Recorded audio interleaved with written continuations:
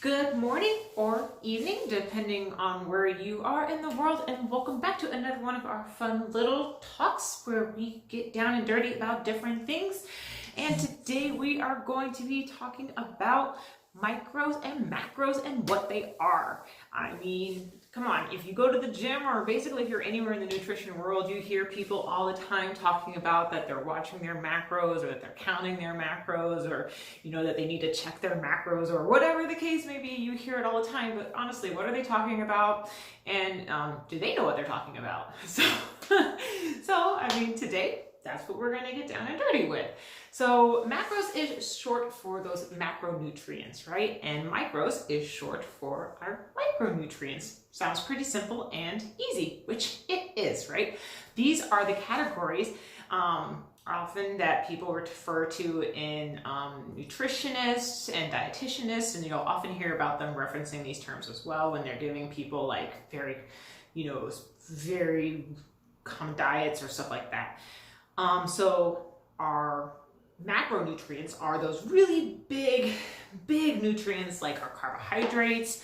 Those are our fats, our fibers, our proteins, and yes, even water. Okay, so those are those big things that you really kind of need to really focus on, really be aware of. And then they're measured in things like grams. So anytime you turn a nutrition label over, like we went over last week with nutrition labels, anytime you turn those over, you're going to see those kind of registered in grams. And that's what you're going to be, if you talk to a nutritionist or a dietitian, they're going to give them to you in grams. Now the macros, those are the smaller things. Those are your vitamins and your minerals, right? Those are things at the bottom. They don't seem as important, but every time you get sick, you hear it, right? Vitamin C, right? Vitamin D deficiencies. You hear about vitamin B, right? So those are also things. You have zinc, you have iron, right? A lot of people are anemic, so you hear that very often as well. So as we go into those micro-based diets, those are big things that you hear people talking about all the time. Everybody wants to be on those micro diets nowadays. So they talk about the big three, right? Those are your carbohydrates, your proteins, and your fats. Simple, easy, breezy. But how do you even calculate that? How do you calculate what you're counting? How do you even know what you're doing in one of those diets? Well, it kind of has a breakdown. So you have your carbohydrates. Those are all of your breads, your grains, your pastas, your oats, any kind of those starchy veggies like potatoes. Those are all going to fall into that. Your corn's going to fall into there, and even some of your fruits are going to fall into that kind of area, and a bunch of other stuff, right? So carbohydrates actually have 4 calories per gram. So if you turn a box over and it says 24 grams per serving or something like that, there's going to give you a certain amount. So let's say, for example, you have a slice of white bread, all right? And that has 66 total calories in that slice of white bread and 12 grams of carbs. Well, 48 of those 66 calories are coming from your carbs. So 66 calories in total, 48 of those calories are from carbohydrates. So that's kind of how you're knowing what amount of carbs you're eating. Same thing goes with fats. So fats you find in your nuts, your oils, avocados, cheeses, fatty fishes like your salmons and stuff like that. Fats have more calories per gram, which is what you would expect. So for example, let's say you have an awesome avocado, one of those Hass avocados from like South Florida that you get in the store, right? They have 250 calories in them in total, right? And 23 grams of fat. That means that 207 of the calories in that avocado come from fat alone, which is kind of makes sense because 77% of avocados are fat anyway. So now you know 77% of the fat is from the avocado. The rest of the fat's coming from, or the rest of the calories are coming from other things that make up the avocado. It could be fiber, your protein, whatever else is in there, you're getting the extra calories from. Protein, which is the big one a lot of people want to do if you're looking to build muscle or anything like that. You find your protein, eggs, fish, lean meats like your beef, pork, chickens, poultry, turkey, duck, tofu, big one as well. Just like carbohydrates, your proteins have also 4 calories per gram.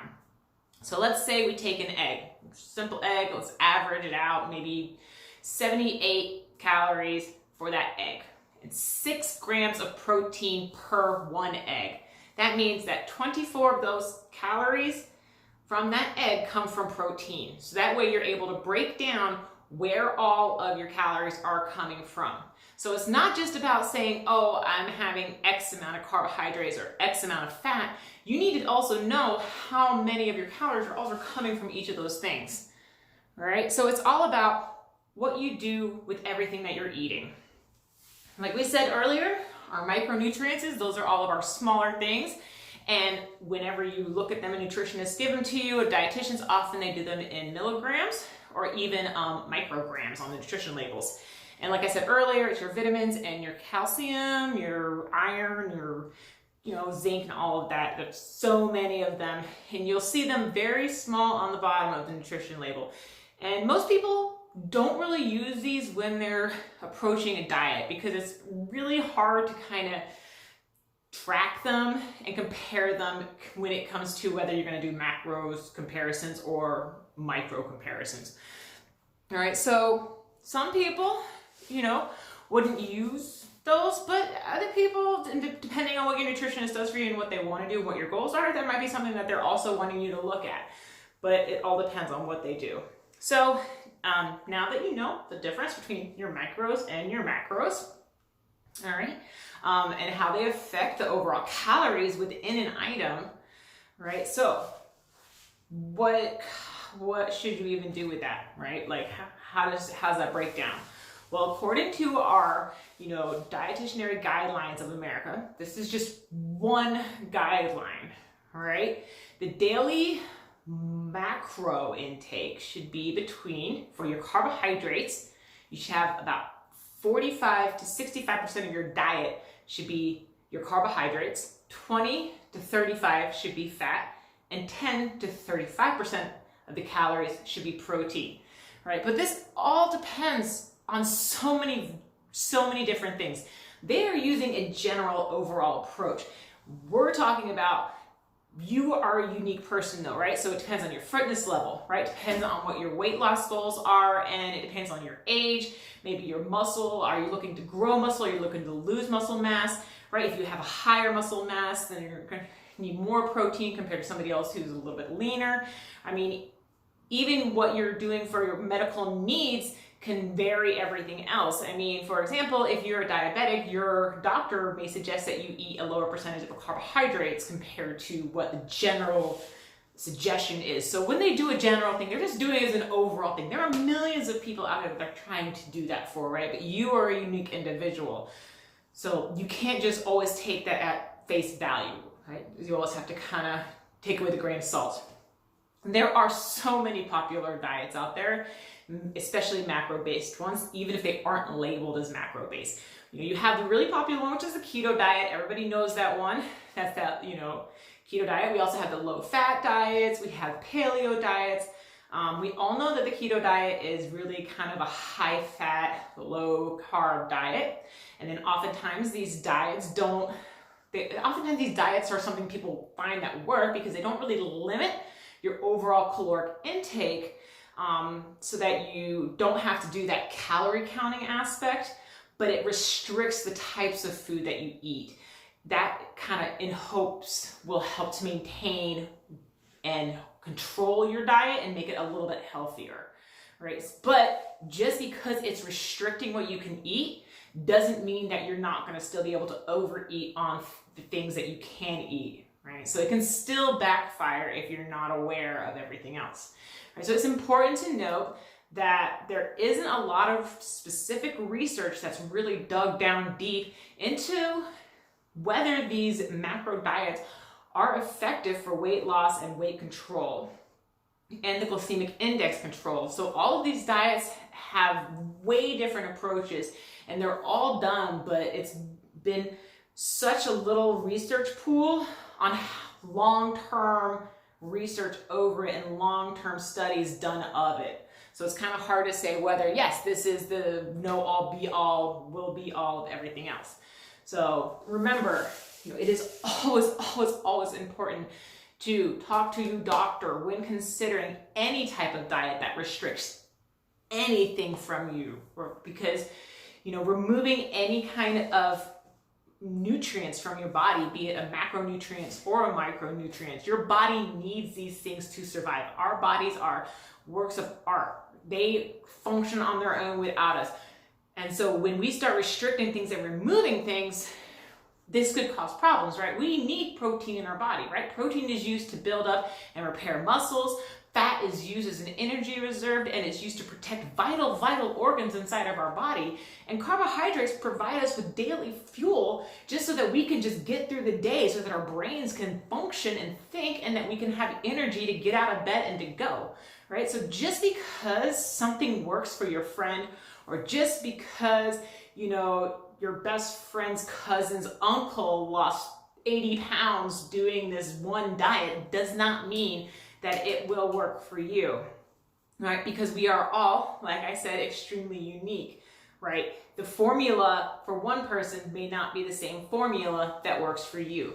A dietitian or a nutritionist can always work with you to help you find a good macro ratio, and that will help you reach your goals.